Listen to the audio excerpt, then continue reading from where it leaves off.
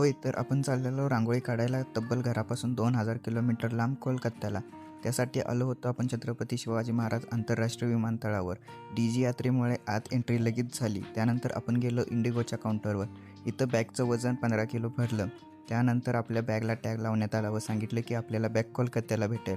कारण आपल्या होत्या 2 फ्लाईट. पहिली होती चेन्नईला व दुसरी होती चेन्नईवरून कोलकात्याला.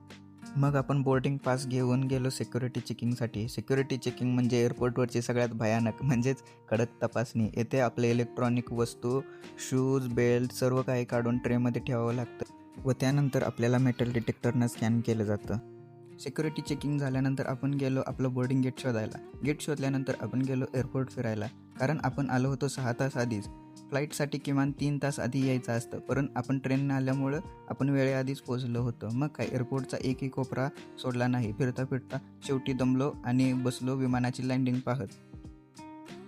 फ्लाईटची अनाउन्समेंट होताच आपण लगेच बोर्डिंग गेटजवळ गेलो. गेटवर पास स्कॅन केला आणि बाहेर आलो. बाहेर येतो तर काय, इंडिगोवाल्यांनी फ्लाईटचं तिकीट देऊन आपल्याला बसवलं इंडिगोच्या बसमध्ये आणि मग काय सुरू झाली एअरपोर्टची फुल सफारी. बस फिरते फिरते, इकडे मोठे विमान, तिकडे छोटी विमान, बारीक मोठी वेगवेगळ्या कंपनीची विमानं दिसत होती. त्यात सगळ्यात भारी सीन म्हणजे एमिरातीचं हे डबल डेकर विमान. मी ते पहिल्यांदाच पाहिलं आणि खरंच सांगतो, ते विमान एवढं मोठं होतं की क्षणभर वाटलं ही विमान आहे की इमारत. बस अजून फिरते तेव्हा मनात आलं की इंडिगोवाले आपल्याला बसनेच चेन्नईला सोडतात की काय. मग शेवटी बस थांबली आणि आपण पोहोचलो आपल्या फ्लाईटजवळ.